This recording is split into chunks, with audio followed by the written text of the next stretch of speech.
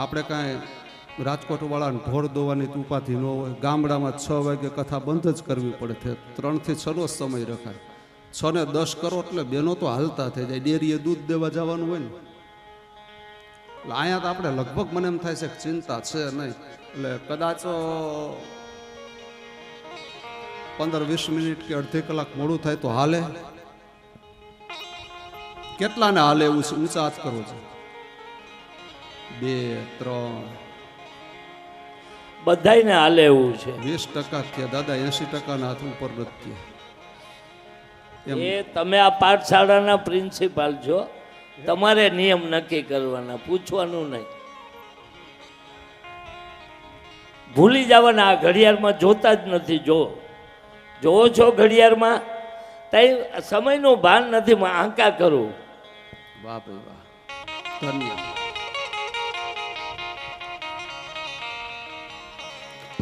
જીવનની વ્યથાને મટાડવા માટે તો આ કથાઓ છે. જીવનનો થાક ઉતારે એનું નામ જ કથા. વ્યથા મટાવે એનું નામ જ કથા છે. કથાના પંડાલમાં, કથાના મંડપમાં બેસો અને સંસારિક ઉપાધિઓ ભૂલાઈ જાય, જીવનનો થાક ઉતરી જાય, એનું નામ જ કથા છે. સમયનું ભાન ન રહે એનું નામ જ કથા. પ્રયત્ન કરો છો જેટલું ઝડપથી કથાને લેવાના. આમ ઉપર કથાને સ્પર્શ કરતો કરતો હાલ્યો જાઉં છું. એકેય પ્રકરણ છોડીશ નહીં. સ્પર્શ કરીને હાલ્યો જાઉં છું.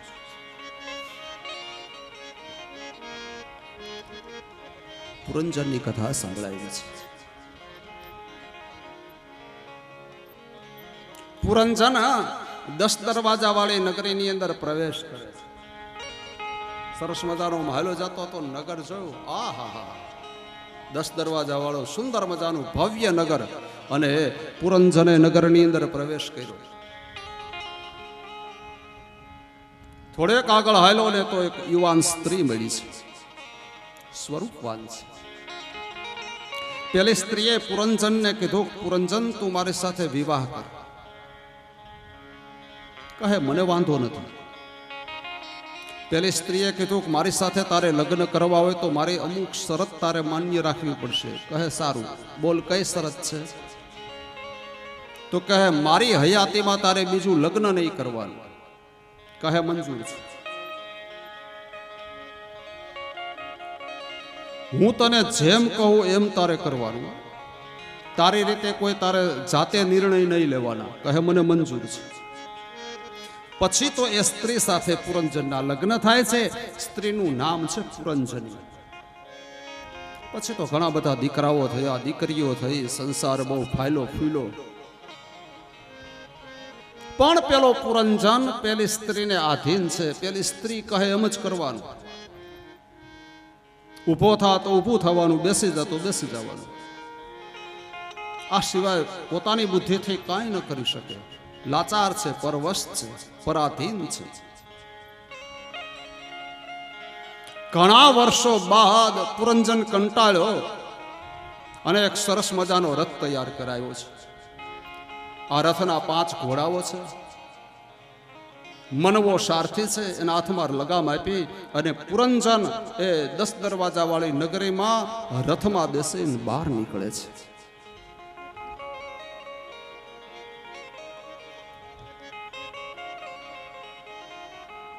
થોડુંક આધ્યાત્મિક દર્શન કરવું. પુરંજન એટલે જીવાત્મા. 10 દ્વાર વાળી નગરીની અંદર પ્રવેશ કરે છે એટલે માનવ દેહ, જીવાત્મા, જીવ માનવ દેહની અંદર પ્રવેશ કરે છે. અને એના લગ્ન યુવાન સ્ત્રી સાથે થાય છે. યુવાન સ્ત્રી એટલે બીજું કોઈ નહીં, બુદ્ધિ સાથે જીવના વિવાહ. બુદ્ધિ જીવને જેમ કહે એમ જીવે કરવાનું છે. બુદ્ધિને આધીન છે.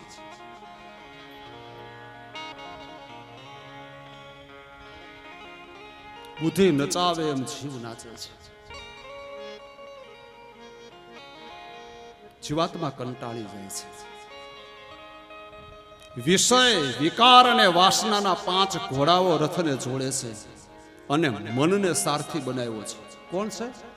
મનને લગામ સોંપી અને પોતે રથમાં બેઠો છે. મનનું કાંઈ નક્કી નહીં વાલા, રથને ક્યાં લઈ જઈએ? હે? મન ધારે તો રથને હિમાલયની ટોચે લઈ જાય અને ધારે તો ઊંડી ખીણમાં લઈ જાય. મનનું કાંઈ નક્કી નહીં. મનના આવેગો જ એટલા બધા છે. કોઈ દિવસ જીવન રથની લગામ મનને ન આપજો. આપણા જીવન રથની લગામ ભગવાન કૃષ્ણને સોંપજો. હે પ્રભુ, જેવી રીતે મહાભારતના યુદ્ધમાં અર્જુનનો તમે રથ ચલાવ્યો અને મહાભારતનું યુદ્ધ જીતાડ્યું, એ રીતે મારા જીવન રથની લગામ હું તમને સોંપું છું. મારા રથને ભવ પાર ઉતારજો. જીવન રથની લગામ ભગવાન દ્વારિકાધીશને સોંપો. બસ. કૃષ્ણ તમે છો મારા જીવન રથના સારથી. કૃષ્ણ તમે છો મારા જીવન રથના સારથી. હે પ્રભુ તમે છો મારા જીવન રથના સારથી. પ્રભુ હલો, તાલીઓ વગાડો એટલે આપણે સ્ફૂર્તિ આવી જાય, કંટાળો નીકળી જાય. હલો, જ્ઞાન ભક્તિ બે પૈડા રથના, જ્ઞાન ભક્તિ બે પૈડા રથના, જ્ઞાન ભક્તિ બે પૈડા રથના, જ્ઞાન ભક્તિ બે પૈડા રથના, ચલાવવાને હું સમર્થના, ચલાવવાને હું સમર્થના, મનના ઘોડાઓ ના દોડે, મનના ઘોડાઓ ના દોડે, મનના ઘોડાઓ ના દોડે, મનના ઘોડાઓ ના દોડે. જ્યાં ત્યાં બેદરકાર છે કૃષ્ણ તમે છો મારા જીવન રથના સારથી. હે પ્રભુ તમે છો મારા જીવન રથના સારથી. તમે છો મારા જીવન રથના સારથી. જ્ઞાન ગીતા ઉપદેશી મુજને, જ્ઞાન ગીતા ઉપદેશી મુજને, જ્ઞાન ગીતા ઉપદેશી મુજને, જ્ઞાન ગીતા ઉપદેશી મુજને, બનાવજો પરમાર્થી.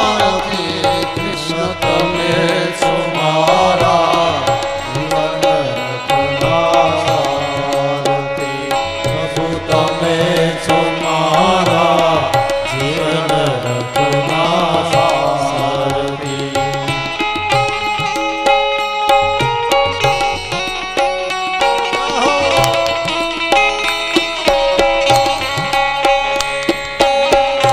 હાથથી ભગવાનની સેવા કરો. હાલો બાપા, હાલો.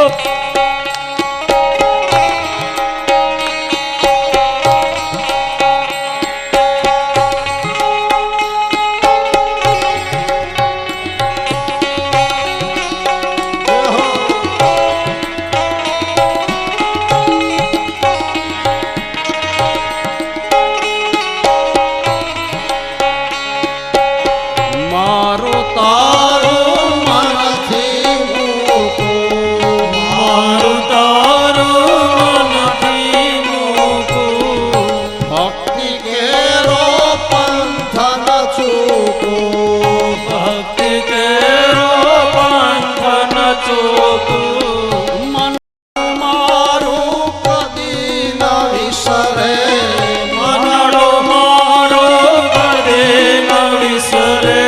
આ દુનિયા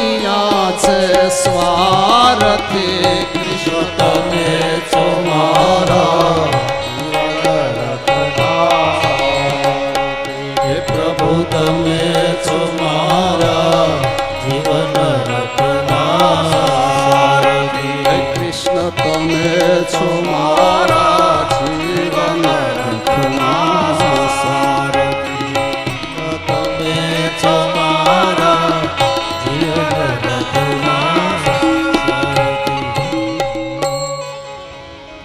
મનવા સારથીને લઈ પુરંજન નીકળો છે. ચાલો જાય છે નગરની બહાર રસ્તા ઉપર. રસ્તામાં એક વૃદ્ધ સ્ત્રી મળે છે. કેડેથી શરીર ઝૂકી ગયેલું, મસ્તકના કેસ શ્વેત બની ગયા છે, મુખમાં દાંત નથી, આંખોના તેજ હરાઈ ગયા છે, હાથમાં લાકડી છે. પુરંજનનો રથ જેવો પસાર થયો એટલે રથની લગામ ચાલી છે. રથમાં બેસવા જાય છે. પુરંજન પૂછે છે પેલી સ્ત્રીને, તું કોણ છે?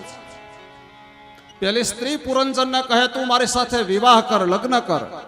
પુરંજન ના પાડે છે કે મારે એક સ્ત્રી છે, એની સાથે લગ્ન થયા ત્યારે હું એની સાથે શરતથી બંધાયેલો છું કે એની હાજરીમાં મારાથી બીજા લગ્ન ન થાય.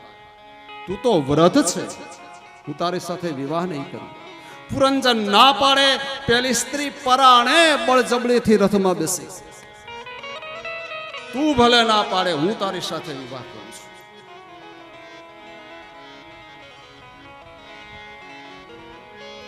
પુરંજને પેલી સ્ત્રીને પૂછ્યું, તું છે કોણ? એ તો મને કહે. તારું નામ શું? તું કોની દીકરી?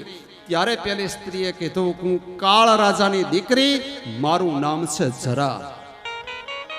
જરા એટલે વૃદ્ધાવસ્થા, કાળની દીકરી. વૃદ્ધાવસ્થા આપણને ગમે નહીં, પણ એ પરાણે રથમાં બેસી જશે, જોજો.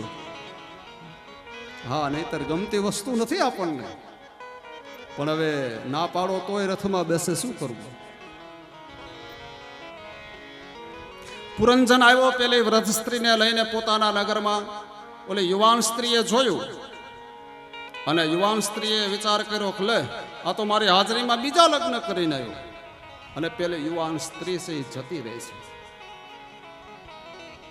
વૃદ્ધાવસ્થામાં જે આપણી બુદ્ધિ છે થોડી ક્ષીણ થાય છે, કુંઠિત બને છે, એ બતાવ્યું છે.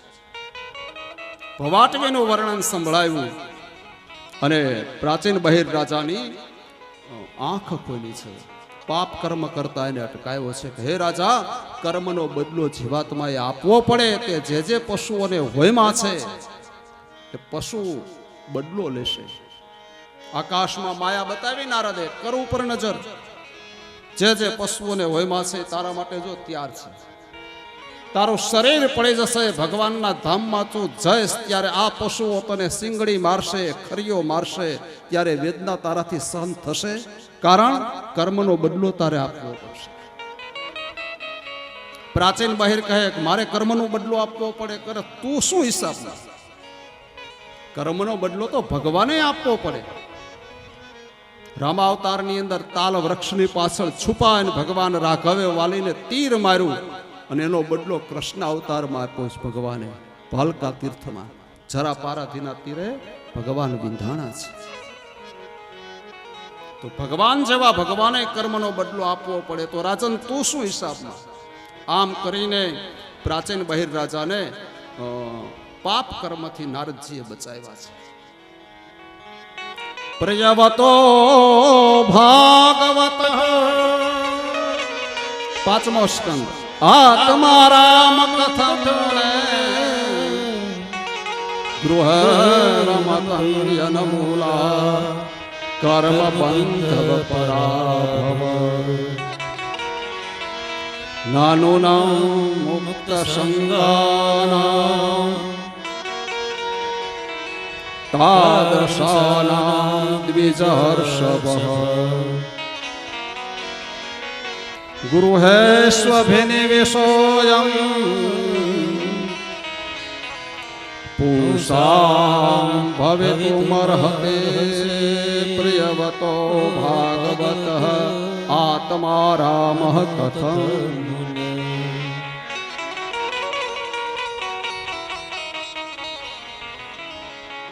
પાંચમો સ્કંદ એટલે ભગવાન કૃષ્ણ પરમાત્માના જમણા પગના સાથળનો ભાગ, જમણી જાંઘ, એને પંચમ સ્કંદ કીધો છે. મહાપ્રભુજીએ પાંચમા સ્કંદનું નામ આપ્યું છે સ્થાન લીલા.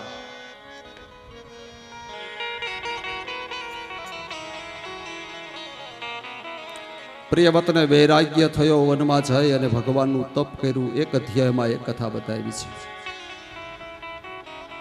પ્રિયવતના વંશની અંદર આગળ જતા આઘ્નિગ્ન નામે રાજા થયા. એને ત્યાં નાભી રાજા થયા. એ કથા બતાવી. નાભી રાજાના લગ્ન મેરુ દેવીની સાથે થયા. નાભી રાજા અને મેરુ દેવીને ત્યાં પરમાત્મા અંશા અવતારે જન્મ લે છે અને એ અવતારનું નામ છે વૃષભદેવજી. નાભી રાજા અને મેરુ દેવીને ત્યાં ભગવાન અવતર્યા છે. નાભિર્યત કામો પ્રજાયા મેરુ દેવ્યા ભગવંતમ યજ્ઞા પુરુષ વહેતા આત્મયજતે નમઃ. વૃષભદેવજી મહારાજનું પ્રાગટ્ય થયું છે. વૃષભદેવજી મહારાજ એટલે જૈનોના પ્રથમ તીર્થંકર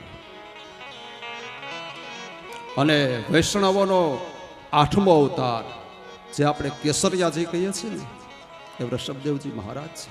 જૈનોના પ્રથમ તીર્થંકર છે. પરમ યોગી છે.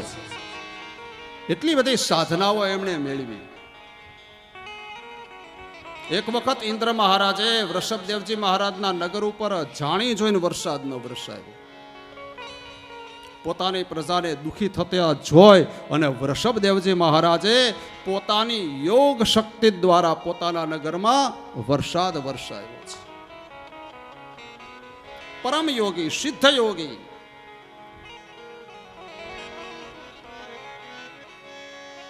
અને પછી તો ઇન્દ્ર મહારાજે જોયું કે નહીં નહીં, મારા કરતા બળવાન છે, એટલે પોતાની કન્યા વૃષભદેવજી મહારાજને પરણાવી છે. ઇન્દ્ર બહુ ચાલાક છે. પોતાનીથી કોઈ બળવાન નીકળે ને એટલે કોઈ પણ રીતે એની સાથે સંબંધ બાંધી લે. જમાઈ બનાવી લીધા. જમાઈ બહુ લોટકા છે, કામ આવે એવા છે. વૃષભદેવજી મહારાજને દીકરી પરણાવી છે. અને એ વૃષભદેવજી મહારાજે યજ્ઞ કર્યો. એ યજ્ઞની અંદર ભગવાન શ્રી હરિ પોતે પ્રગટ થયા છે. નાન્યમ દેહો દેહ ભાજામ નુરોક કષ્ટાન કામાન હતે વિરંગ ભુજાજે તપો દિવ્યમ પુત્રકાયેન સત્વમ શુદ્ધયસ્માદ બ્રહ્મ સૌખ્યમ ત્વનંતનમ. એ વૃષભદેવજી મહારાજ દ્વારા 100 પુત્ર થયા. એમાં સૌથી મોટા પુત્ર જેનું નામ છે ભરત, એના નામ ઉપરથી આ ખંડનું નામ ભારત દેશ પડ્યું છે.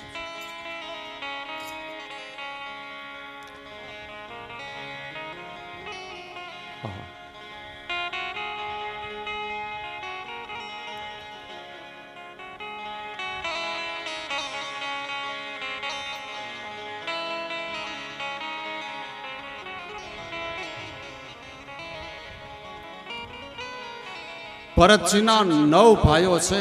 મોટા પૃથ્વીના 9 ભાગ કરીને એક એક ભાગ એમને સોંપ્યા છે.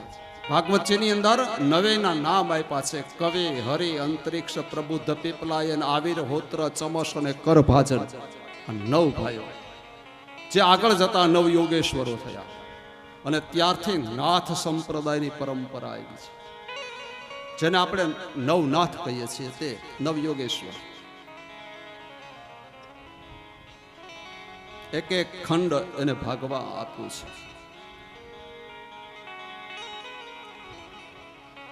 ભરતજીને સંસાર ઉપરથી વૈરાગ્ય આવ્યો. પોતાના સંતાનોને રાજસત્તા સોંપી પોતે પુલહ ઋષિના આશ્રમમાં, જ્યાં ગંડકી નદી વહી રહી છે, ત્યાં આવે છે. તપ કરે છે. એક હરણીઓનું ટોળું ત્યાં જલ પીવા માટે આવે. સગર્ભા હરણી જલ પીવા આવે. સિંહની ત્રાળ સંભળાણીને હરણનું ટોળું ગંડકીને ઓળંગીને સામે કિનારે પહોંચે છે. જે હરણીના ઉદરમાં પૂર્ણ માસનો ગર્ભ છે, એનો પ્રસવ થયો. હરણનું તાજું જન્મેલું બચ્ચું નદીના પ્રવાહમાં તણાતું તણાતું આગળ વધ્યું. હરણી સામે કિનારે પહોંચી મૃત્યુ પામી છે. આયા ભરતજી કેળસમાં પાણીમાં ઊભા રહીને સૂર્યને અર્ઘ્ય આપતા હતા અને ખોબામાં તાજું જન્મેલું બચ્ચું આવ્યું છે. કરુણા ઉપજી છે. અરે આ જીવને હું જો નદીમાં છોડી દઈશ તો જલચર એને મારી નાખશે. ગમે એમ તો હું ક્ષત્રિય છું અને મારો ધર્મ છે મારા શરણે આવ્યો એની રક્ષા કરવી એ ક્ષત્રિયોનો ધર્મ છે. આશ્રમમાં લાવ્યા છે. શુચિનામ શ્રીમતામ ગ્રહે યોગ ભ્રષ્ટો ભીજાયતે ગીતાજી. ભરતજી યોગ ભ્રષ્ટ થયા. 24 કલાક પરમાત્માનું ભજન કરતા હતા. હવે એને હરણના બચ્ચામાં મોહ થયો, આસક્તિ થઈ, શરીર છૂટ્યું. હરણના બચ્ચામાં મોહ હતો એટલે હરણ યોનિમાં જન્મ લીધો. પણ પૂર્વ જન્મના સંસ્કારોનું જ્ઞાન એ જ ગંડકી ઋષિ એ જ આશ્રમ ત્યાં આવે અને હરણ યોનિમાં ભગવાનનું ભજન કરતા કરતા શરીર છૂટ્યું. ત્રીજે જન્મે બ્રાહ્મણ કુળમાં દીકરા તરીકે જન્મ લીધો અને ત્યાં એનું નામ ભરત થયું. જન્મથી મૌન છે. પોતાની તમામ વૃત્તિને એને સંકેલી લીધી છે. મૌન અવસ્થામાં સતત હરિસ્મરણ કરે છે. કોઈનામાં પોતે મન નથી લગાવતા. મોટા થયા, યુવાન થયા, યજ્ઞોપવિત સંસ્કાર આદિ થયા. માતા પિતાને ચિંતા છે કે આ બોલતો નથી. યુવાન થયા, કોઈ કામ નહીં કરવાનું. મોટા ભાઈ અને એની વહુ નાનાથી કંટાળ્યા. તગડા જેવું શરીર, કાંઈ કામ ધંધો કરે નહીં, નાવું હોય તો નાય, નહીતર નાય નહીં. એ ફાટેલ તૂટેલ કપડા અને ગામમાં એ ફરતો હોય. લોકો પથરા મારે, કીચડ ઉડાડે, ગાળો દે, બધું સહન કરે. એક દિવસ પિતાજીએ કામ શીખ્યું. જો જેની વૃત્તિ જળ છે માટે નામ પડ્યું જળ ભરત. કે જળ ભરત જા, ખેતરમાં બહુ મોલાદ સારી પાકી છે અને કોઈ પશુ અંદર ના આવે, જા. ભરતજી આવ્યા છે. ખેતરના દરવાજે આવીને દરવાજો ખોલીને ઊભા છે કે આજે જો સારું કામ કરીશ તો આ લોકો કાલ બીજું કામ સોંપશે. અને એવામાં રામધણ નીકળ્યું અને ભરતજીએ બધી ગાયોને અંદર બોલાવી લીધી. ઊભું ખેતર સાફ. પરિવાર આવ્યા અને આ જોયું બધું. પિતાજીએ માર્યો ને કીધું જતો રહે અહીંથી, ઘરે ન આવતો. અને ત્યાંથી ને ત્યાંથી જંગલમાં યાત્રા એની આગળ. આ તરફ ચોરનો રાજા કાંઈ માનતા લીધેલી, ભાઈ મારું કાર્ય પૂર્ણ થશે તો માતાજીને હું નર પશુ ચડાવીશ. હવે આવી બધી તે જમાનામાં તો માનતાઓ લેવાતી હશે.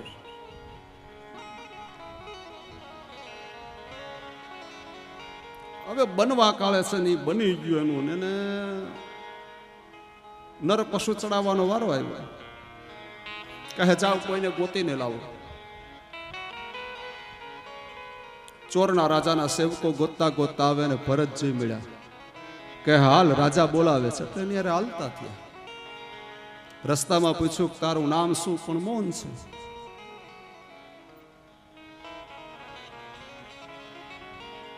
આવીને રાજા સામે ઉભો રાખ્યો. મહારાજ, આ ગાંડો છે, આ પાગલ છે, બેરો છે, મૂંગો છે, સાંભળતો નથી, બોલતોય નથી, પણ છે તગડા જેવો. માતાજી રાજી થઈ જાય એમ છે. રાજા કહે આમ ન હાલે, આવા મેલો ખેલો ન બલી ન અપાય. એને પેલા તો સ્નાન કરાવે. સુગંધી દ્રવ્ય નાખીને સ્નાન કરાવ્યું, નવા વસ્ત્ર પહેરાવ્યા, કંઠમાં માળા પહેરાવી, મસ્તકમાં તેલ નાખ્યું, લલાટમાં તિલક કર્યું. ભરતજી મનમાં હસે છે કે લોકો નાશવંત દેહને કેવો શણગારી રહ્યા છે. શરીર નાશવંત છે અને છતાંય લોકો કેવા શણગાર સજી રહ્યા છે. આવ્યા ભદ્રકાલીના મંદિરે. રાજા કહે છે કે મૂર્તિની ચરણની અંદર મસ્તક ઝુકાવ. અને ભરતજીએ એમાં ભદ્રકાલીની મૂર્તિના ચરણમાં પોતાના મસ્તકનો સ્પર્શ કર્યો.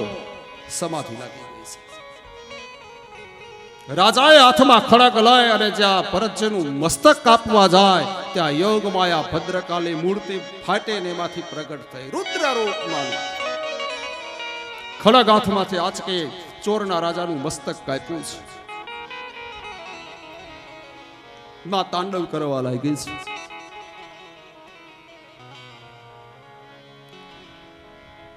નાશભાગ મચી ગઈ છે.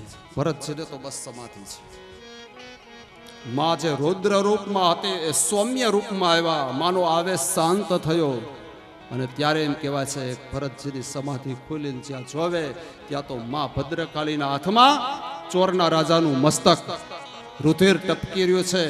લોહીવાળું ખડગ જોયું અને ભરતજી બોલ્યા કે માં, જગત મને પાગલ કહે, મને ગાંડો કહે, મને પથ્થરો મારે, મારી ઉપર કીચડ ઉડાડે, મને ગાળો દીએ, થૂકે, આ અવસ્થામાં જીવન જીવું છું માં. આજ તે મને લઈ લીધો તો તને શું વાંધો હતો? માં ભદ્રકાળીની મૂર્તિ રાજ રડી પડી છે અને માં ભદ્રકાળી બોલે, ભરત તું તો મારો દીકરો છે અને કઈ માં પોતાના દીકરાનું બલિદાન દે? તું તો મારું સંતાન છે, મારો ભક્ત છે. ત્યાંથી ભરતજી માને વંદન કરીને નીકળે. રસ્તામાં સિંધુ સોવીર દેશનો રાજા રવગણ પાલખીમાં બેસી 4 સેવકોની પાસે પાલખી ઉપાડી કપિલ ભગવાનના આશ્રમે જ્ઞાન લેવા જાય છે. એક સેવક બીમાર છે, ભરતજીને ગોતીને લાવ્યા. પાલખી ભરતજીના ખંભા ઉપર ઉપડાવી છે, ચાલ્યા જાય છે. ભરત સંત છે. ભરત જમીન ઉપર નીચે દ્રષ્ટિ રાખીને ચાલ્યા જાય છે કે મારા પગ નીચે કોઈ કીડા મકોડા કચરાવવા ન જોઈએ. એક જીવને ખંભે ઉચકાવો અને બીજા જીવને પગને તળિયે કચરી નાખવા ક્યાંનો ન્યાય? નીચે નજર કરતા કરતા ચાલ્યા જાય છે. એમાં કીડિયારું આવ્યું. ભરતજીએ છલાંગ મારી, રાજાની પાલખી ડગમગી ગઈ.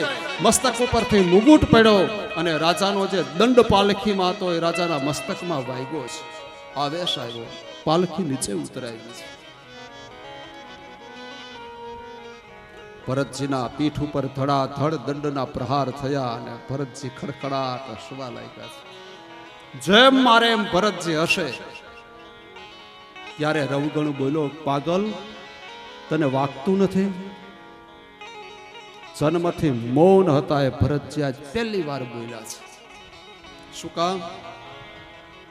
કે મારા ખંભે ઉચકીને એને હું અહીંયા લાવ્યો છું અને આજ જોઈને હું સાચું જ્ઞાન નહીં આપું ને તો જગતમાં કોઈ સંતનું સાનિધ્ય નહીં લે.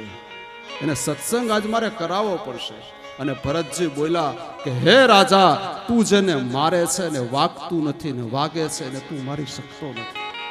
ગીતાજીનું સૂત્ર, નૈનમ છેદંતી શસ્ત્રાણી નૈનમ દહતી પાવ. રવગણ પાલખીમાંથી નીચે ઉતરી ગયો છે. ભરતજીના પગ પકડી લીધા છે. બાપજી ક્ષમા કરજો, અવધૂત રૂપની અંદર મેં આપને ઓળખા ને આપ કોણ છો? રાજન, સિંધુ સોવીર દેશનો રાજા છે ને? કહે હા. હું તો આખા ચક્રવર્તી ભારત વર્ષનો રાજા છું. આ છોડીને અહીંયા આવ્યો છું. રાજા, કપિલ ભગવાનના આશ્રમે જ્ઞાન લેવા જાસ ને? કહે હા. તારામાં વિવેક છે? તારામાં મર્યાદા છે? બીજાના ખંભા ઉપર બેસીને જ્ઞાન લેવા જવાનું છે? જેને જ્ઞાન લેવાનું છે એ તો નમ્ર હોય, કોમળ હોય. તું તો કઠોર છે, તને તો અહંકાર છે, અભિમાન છે. તારામાં જ્ઞાન નહીં ઉતરે. બાપજી ગમે તેમ કરો પણ આપ જે બોલ્યા ને કે તું મારે છે ને વાગતું નથી, વાગે છે ને મારી શકતો નથી, એનું રહસ્ય શું? પછી તો બહુ સરસ મજાની કથા રવગણને સંભળાવે છે, જ્ઞાન ઉપદેશ કથા. તો રવગણને ઉપદેશ આપ્યો ભરતજી અને ભરતજીના ઉપદેશ દ્વારા રાજા રવગણના મોહનો નાશ થયો અને એને ભુવાટવીની કથા સંભળાવી.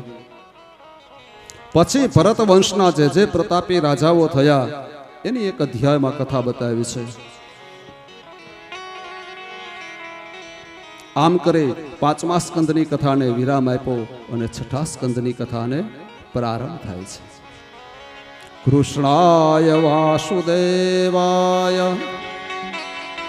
હરજે પરમાત્મને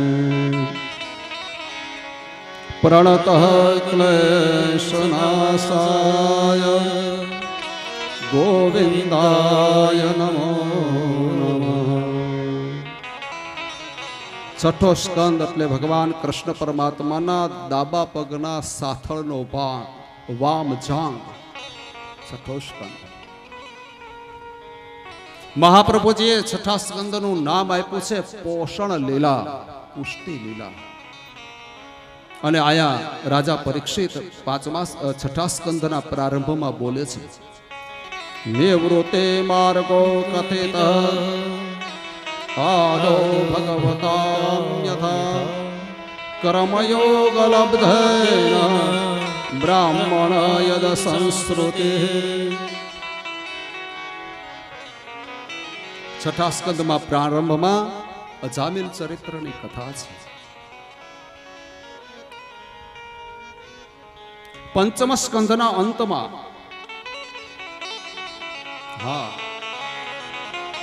સુખદેવજી મહારાજે પરીક્ષિત રાજાને ખગોળ ભૂગોળની કથા સંભળાવી, નરકની કથા સંભળાવી. જીવાત્મા જે કાંઈ પાપ કરે છે એ પ્રમાણે એની નરકની વેદનાઓ સહન કરવી પડે એ બતાવ્યું છે.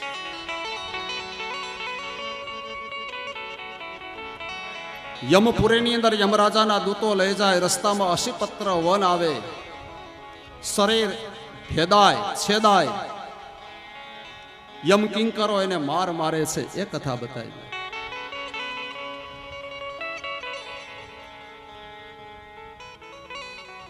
સુખદેવજી મહારાજ આંખો બંધ કરી અને કથા કરતા હતા, અને જ્યાં આંખ ખોલે ત્યાં તો પરીક્ષિત રડે છે.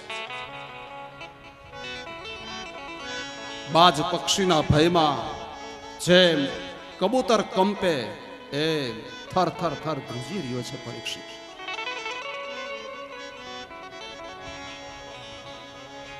સુખદેવજીએ પૂછ્યું કે રાજન કેમ રડે છે? બાપજી, તમે જે નરકની કથા સંભળાવીને એ નરકનું દુઃખ, એ નરકની વેદના મારાથી સહન નહીં થાય. હું તો ઘોર પાપી છું. નિર્દોષ અને નિરપરાધી એવા બ્રાહ્મણના કંઠમાં મેં સર્પ નાખ્યો. મને બ્રાહ્મણનો શ્રાપ થયો છે અને આ નરકનું દુઃખ મારાથી સહન નહીં થાય. સુખદેવજી મહારાજ પરીક્ષિતને કહે છે કે હે રાજા, પાપનું પ્રાયશ્ચિત કરો ને એટલે પાપ નાશ પામે છે. પાપને છાવરવામાં આવે, પાપને ઢાંકવામાં આવે, પાપને છાનું રાખવામાં આવે તો પાપ વધે છે. પાપની જાહેરાત કરો, પાપને છુપાવો નહીં. પુણ્યને છુપાવો, પુણ્યની જાહેરાત ન કરો. ઉલટું છે, આપણે પુણ્યની જાહેરાત કરીએ છીએ. અહીંયા સદાવ્રત હાલની આટલા આપ્યા, અહીંયા ગૌશાળામાં આટલા આપ્યા. રોજની ટેવ, પંખીને ચણ નાખવા જાઓ, કૂતરાને રોટલા નાખો, રોજ આટલી માળા કરો. જે સત્કર્મ કરીએ છીએ, જે પુણ્ય કર્મ કરીએ છીએ એની આપણે જાહેરાત કરીએ છીએ. 420 ધંધા કરીએ છીએ, ઢાંકીને રાખીએ છીએ. તો ભાગવત એ બતાવે છે પાપને જાહેરાત કરો, પુણ્યને ઢાંકીને રાખો, પુણ્યની જાહેરાત ન કરો.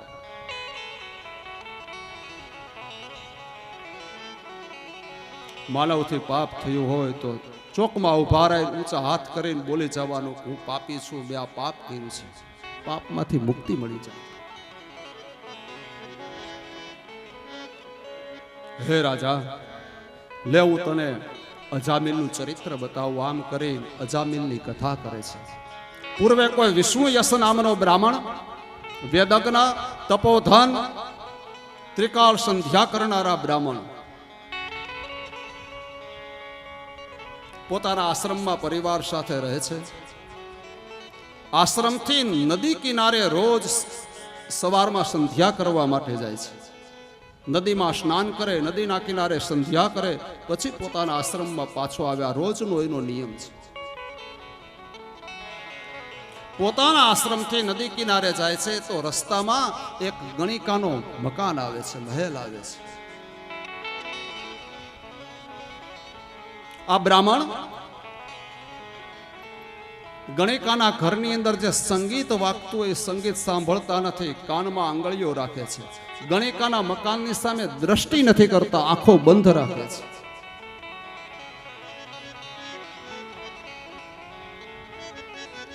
સંગીત સાંભળવું એ પાપ નથી.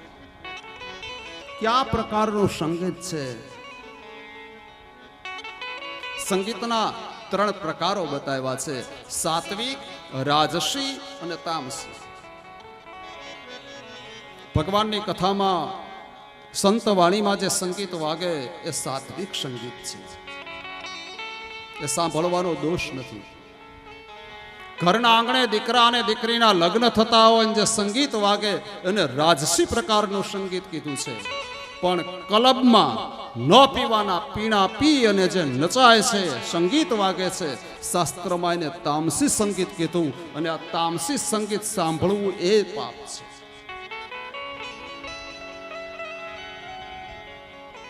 બ્રાહ્મણ પાપથી બચવા માટે સતત સાવધાની રાખે છે.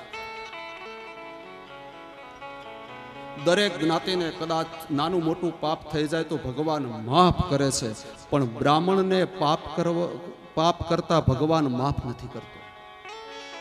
બ્રાહ્મણને મનાય છે પાપ કરવાની, કારણ બ્રાહ્મણ એ સમાજનું મુખ છે, અને મુખ બગડે એટલે આખો દેહ બગડે, બ્રાહ્મણ બગડે એટલે સમાજ બગડે. બ્રાહ્મણને મનાય છે કોઈ પાપ ન થાય બ્રાહ્મણથી, સમાજનું મુખ છે.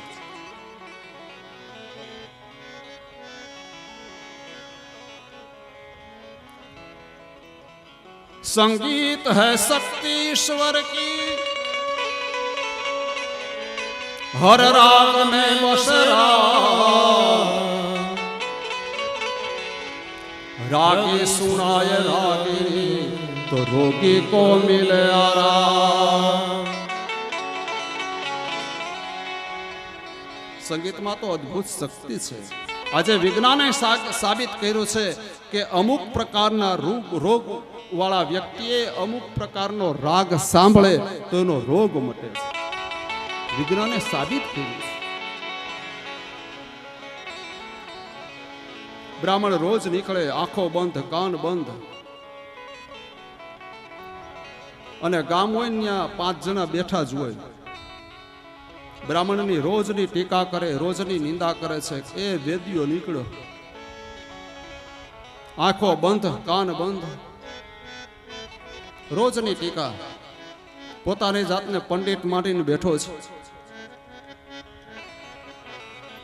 તમે ગમે એટલું પવિત્ર જીવન જીવવા માંગતા હશો, પણ સમાજ તમને નહીં જીવવા દે.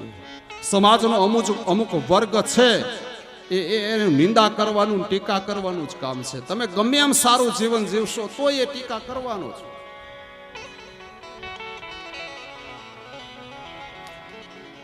આ બ્રાહ્મણ નીકળે ને એટલે બેઠા હોય 5 જણા. ગામ હોય ત્યાં ઓટલો હોય, ઓટલો હોય ત્યાં આવા 5 હોય જ દરેક ગામમાં. એ વેદીઓ નીકળ્યો, રોજનું છું ને ટીકા. બ્રાહ્મણના મનમાં વિચાર આવ્યો કે ભાઈ આજે આંખ ખુલ્લી રાખીને હાલવા દે ને, એમાં શું વાંધો? આ રોજનો બધા બોલે છે એના કરતા તો આજે આંખ ખુલ્લી રાખે. અને આજ બ્રાહ્મણ નીકળો, આંખો ખુલ્લી છે. દરવાજે પેલી ગણિકા ઊભી હતી, એના ઉપર દ્રષ્ટિ પડી, દેહમાં વિકાર અને વાસના પ્રગટ થયો. પહેલું વહેલું પાપ આંખ દ્વારા દેહની અંદર પ્રવેશ કર્યો છે. શરીરનું બહુ નાનામાં નાનું અંગ આંખ, પણ એની પવિત્રતા બહુ રાખવી જરૂરી છે.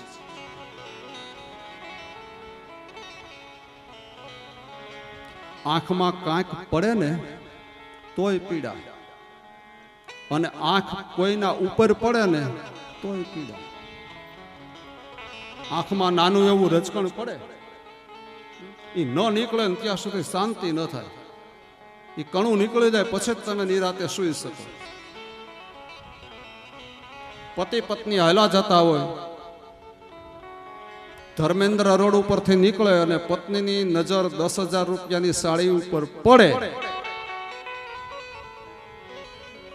જો ન લઈ દો તો ઘરમાં ડખો, લઈ દો તો ખીચું હળવું થાય. આંખમાં કાંઈ પડે તોય દુઃખ, આંખ કોઈના ઉપર સાડી ઉપર પડી તોય દુઃખ, આંખ આવે તોય દુઃખ અને આંખ જાય તોય દુઃખ. આપણે દેશી ભાષામાં ગામડામાં આંખ દુખે એટલે શું કે આંખ આવી છે, એ આવે તોય દુઃખ અને આંખ જાય અંધાપો તોય દુઃખ.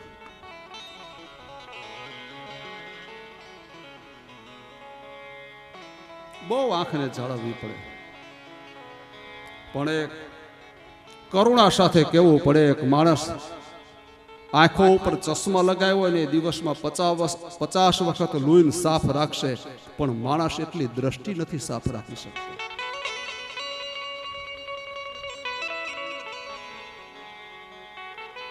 પાણીને 7 ગણીને ગળીને પીવે અને ગરીબોના લોહી સીધા પીવે. આજનો માણસ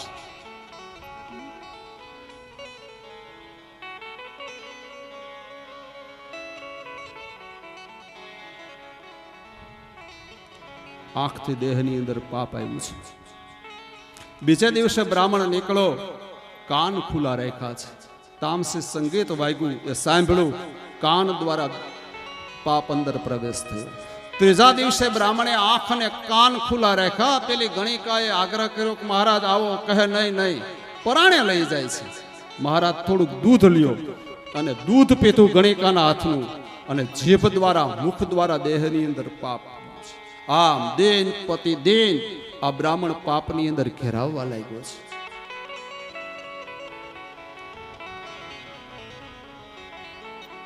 આશ્રમમાં જે પોતાની સ્ત્રી પરિવાર હતો એને મારીને બહાર કાઢ્યા, અને હવે આ પેલી ગણિકાને પોતાના મહેલમાં રાખીને રહેવા લાગ્યો છે. હવે એનું નામ બદલ્યું. હવે નામ પડ્યું અજામિલ. અજ એટલે માયા, મિલ એટલે મળી જવું. માયામાં મળી ગયેલો જીવ, એનું નામ છે અજામિલ. અને ભગવાન વેદવ્યાસ અજામિલ વિશે લખે છે, કાન્ય કુબ્જે દ્વિજ કશ્ચિ દાસીપતે અજામિલા નામના નષ્ટ સદાચારો દાસી સંસર્ગિત દોષિત કાન્ય કુબ્જે દ્વિજ કશ્ચિદ દાસીપતિ અજામિલા. અજામિલ બની ગયો, માયામાં જીવ મળી ગયો છે. બ્રાહ્મણપણું છોડ્યું, ન કરવાના પાપ કર્મ કરે, ચોરીઓ કરે, હિંસા કરે, લૂંટફાટ કરે, મદિરાનું પાન કરે. સંતો એમને ત્યાં આવે, પ્રસાદ દે છે. પેલી ગણિકાના ઉદરમાં બાળક છે. સંતોએ કીધું છે કે દીકરી, તારા ઘરનું અમે અન્ન ખાધું છે, પ્રસાદ લીધો છે, તો તારા ઉદરથી દીકરાનો જન્મ થાય તો એનું નામ તું નારાયણ રાખજે. સંતો પ્રસાદ લઈને આશીર્વાદ લઈને જતા રહે છે. સમય જતા પેલી સ્ત્રીના ઉદરથી દીકરાનો જન્મ થયો. સંતોના વચન યાદ આવ્યા, દીકરાનું નામ રાખ્યું છે નારાયણ. સૌથી નાનું સંતાન છે નારાયણ. નારાયણ ઉપર અજામિલને વધારે આસક્તિ છે, પ્રેમ છે. આખો દિવસ નારાયણને કાંઈ પણ કામ હોય તો બોલાવે, નારાયણ આવો, મને જલ આપો, નારાયણ મને પ્રસાદ આપો, જમવાનું આપો, નારાયણ નારાયણ કર્યા. આમ કરતા અજામિલ વૃદ્ધ થયો. કફ વાત અને પિત્તથી શરીર ઘેરાયો. યમરાજાના દૂતોએ આવે, કાલપાશ ડોકમાં નાખ્યો અને ખેંચો. મુખમાંથી અવાજ નીકળો, નારાયણ બચાવો. વિષ્ણુ ભગવાનના દૂતો આવ્યા છે. યમરાજાના દૂતોને મારે કાલપાસ એના હાથમાંથી ઝૂંટવી લીધું છે. યમરાજાના દૂતો યમરાજાની પાસે જઈને ફરિયાદ કરે છે, મહારાજ, જે જીવને લેવા માટે આપે મોકલા, અમે ત્યાં જઈએ તો વિષ્ણુ ભગવાનના દૂતોએ આવીને અમને માર્યો છે. તો આનું કારણ શું? યમરાજા પૂછે છે કે જે જીવને તમે આપ લેવા ગયા ત્યારે અંત સમયે એ જીવ કાંઈ બોલેલો? કહે હા, નારાયણ આવો મને બચાવો. ઇન્દ્ર મહારાજે કીધું કે અંત સમયે જે જીવના મુખમાં નારાયણનું નામ હોય ત્યાં તમારે ન જોવું. જેના ઘરમાં તુલસીનો ક્યારો હોય, જેનું ઘર ગાયના છાણથી લીપેલું હોય, જે ઘરની અંદર રોજ શાલિગ્રામ ભગવાનની સેવા થતી હોય, જે ઘરમાં તીર્થ જલનો વાસ હોય, જે ઘરમાં માતા પિતાની સેવા થતી હોય, આવા આંગણામાં તમારે જવું નહીં. કોણ કહે છે? યમરાજા એમના દૂતોને કહે છે. નારાયણનું નામ લેવાથી પાપી અજામિલ તરી ગયો છે. ભગવાનના નામની આ શક્તિ છે. બહુ સુંદર કથા છે, બહુ આમ વિસ્તારથી કહો તો મજા આવે એવી કથા છે, પણ સમય અભાવે આપણે પ્રસંગને ટૂંકાવીને એ તરફ આગળ વધ્યા છે. આ કથાનો હાર એક જ છે કે ઘરમાં હવે પછી દીકરા દીકરીનો જન્મ થાય તેનું નામ ભગવાનના નામ ઉપરથી રાખજો, કે જેથી કરી ભાવે કભાવે તમે ભગવાનનું નામ લઈ શકો.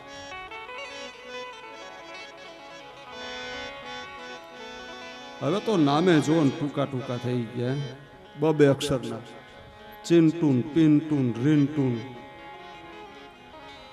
ભગવાનના નામ જ વયા ગયા નામમાંથી. આજે તમે દક્ષિણમાં જાઓ, એક નામમાં 3 ભગવાનના નામ હોય. શિવ રામ કૃષ્ણ, એક જ વ્યક્તિ, પણ એ વ્યક્તિના નામમાં 3 દેવોના નામ શિવ, રામ અને કૃષ્ણ. ભલે નામ મોટા એમાં આપણને શું વાંધો છે? બે અક્ષરના નામ, એમાં દીકરીનું નામ રિંકુ રાખે. જો મને કાંઈ વાંધો નથી હો, તમે રિંકુ નામ રાખો તો. એ પેલા હું જ્યારે કથા વાંચતા શીખો ને ત્યારે શરૂ પારુનું કહેતો, પણ પછી મને ખબર પડી એટલે પારુનું બંધ કરી દીધું. હવે નથી બોલતો, મને નહોતી ખબર પડે તેનું બોલતો. પછી ખબર પડી પારું કોને કહેવાય, પારુની મમ્મી કોણ, એ મને પછી ખબર પડી એટલે બંધ કરી દીધું મેં. તમે સમજી ગયા ને કોને પારું કે? તમને તમે ગામડામાં રહ્યો ને બધા ખેડૂત પાયો છો એટલે ખબર જ હોય પારું કોને કે. નહીં, મારા જાણવામાં આવ્યું કે ભેંસનું બચ્ચું હોય ને એને પારું કહે. તો એ પારુની મમ્મી કોણ? એટલે પછી મેં તો બંધ જ કરી દીધું. મેં કીધું આપણે આ કથામાં કેવું જ નથી.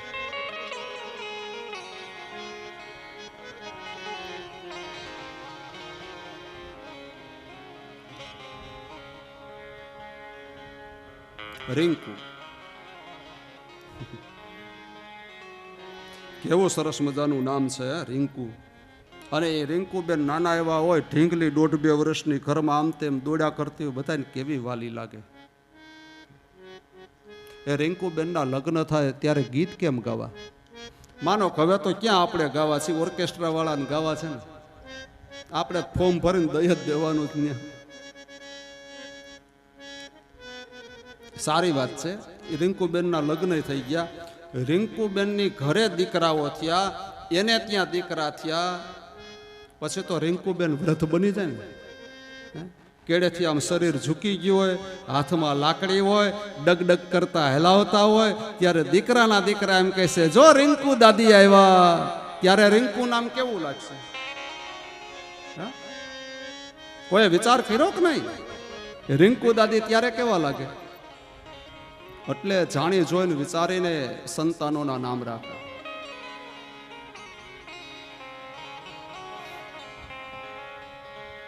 મ્રિયમાણ હરેર નામ, એક નારાયણના નામમાં પાપી અજામિલ તરી ગયો છે એવું નથી. એની પૂર્વ જન્મની સાધના જુઓ. એ તપોધન બ્રાહ્મણ હતો, કેટલી ગાયત્રીના એને જપ કર્યા હતા, અને તો એને અંત સમયે ભગવાનનું નામ યાદ આવ્યું. બાકી તો વાતમાં શું માલ છે કે અંત સમયે પરમાત્માનું નામ યાદ આવ્યું. એના પૂર્વના સંસ્કારનો ઉદિત થયા. ત્યારબાદની જે દિવ્ય કથાઓ બતાવી છે કે જેમાં એક અધ્યાયની કથામાં દક્ષ મહારાજની જે 60 કન્યાઓ છે એની કથા બતાવે છે.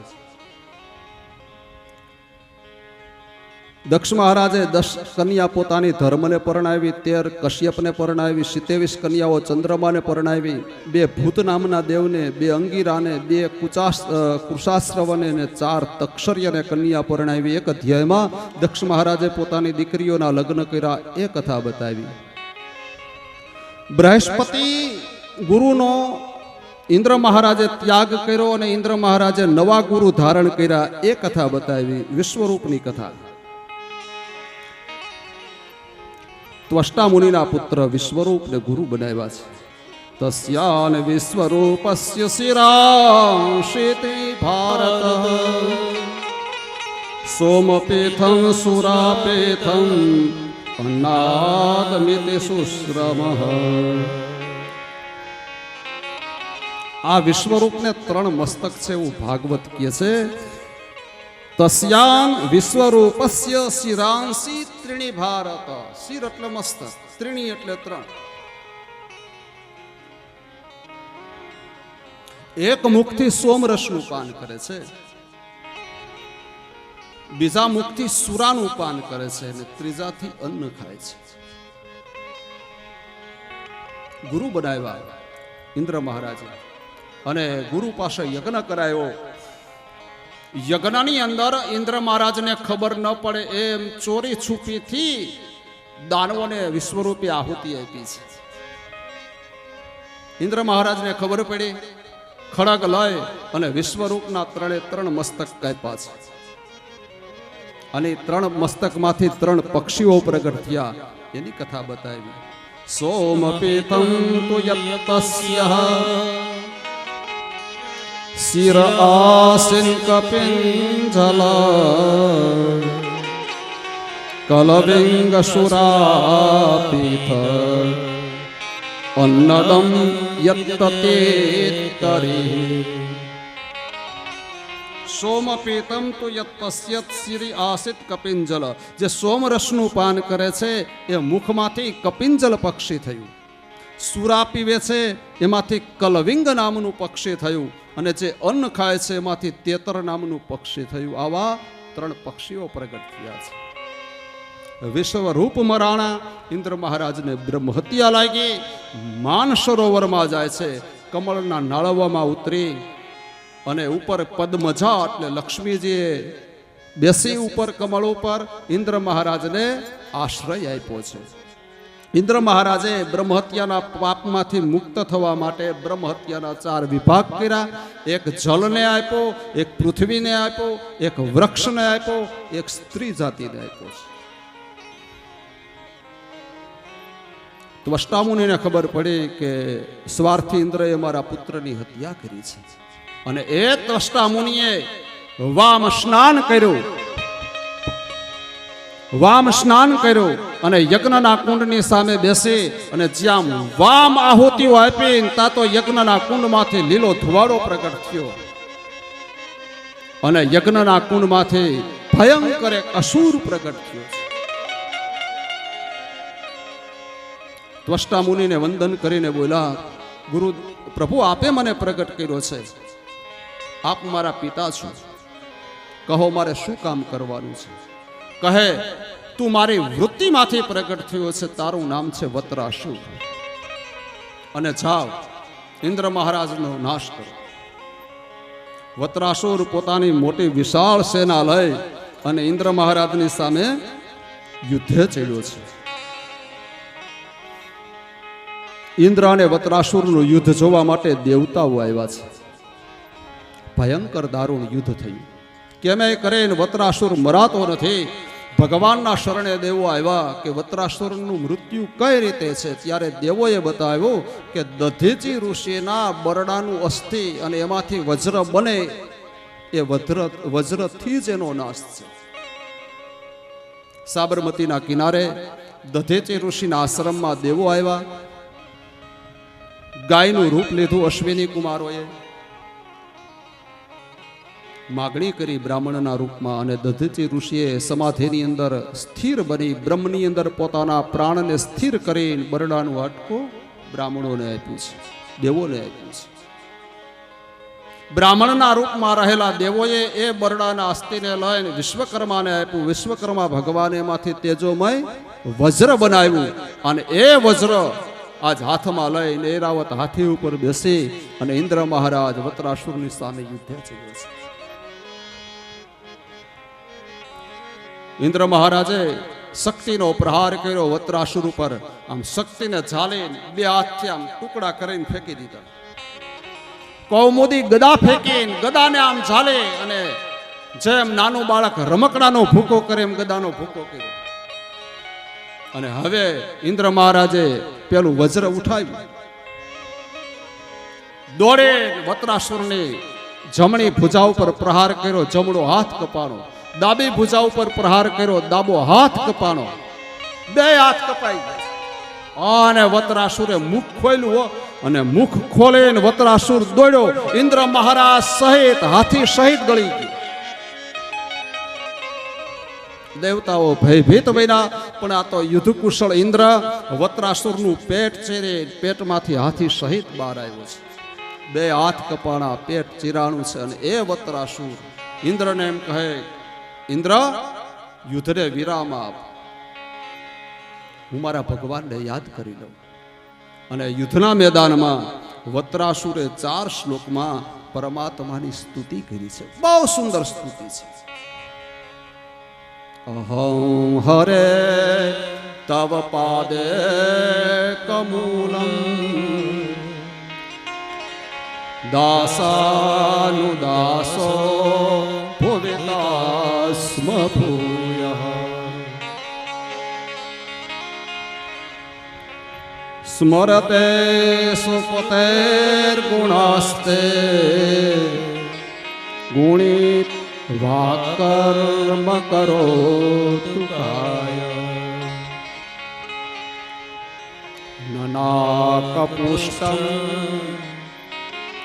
ન ચ પારમેષ્ઠ્યં ન સાર્વભૌમં નરસાધિપત્ય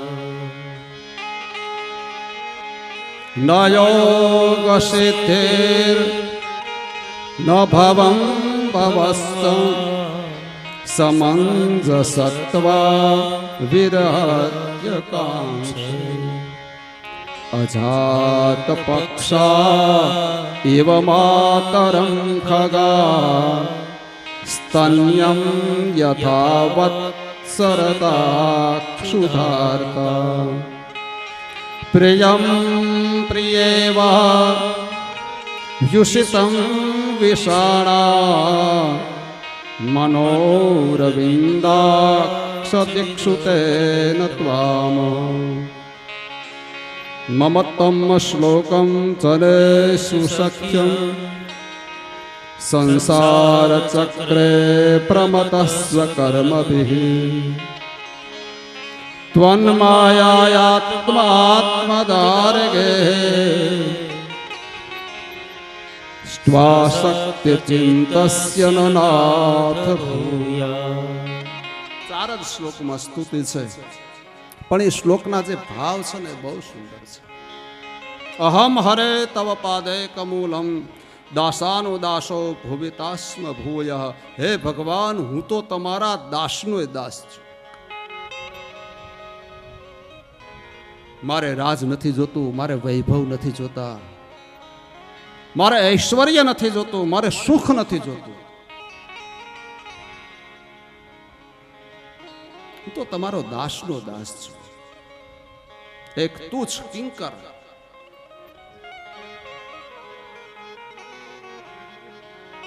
હે હરિ, હું તમારી પ્રતીક્ષા જ કરું છું, તમારી રાહ જોઉં છું.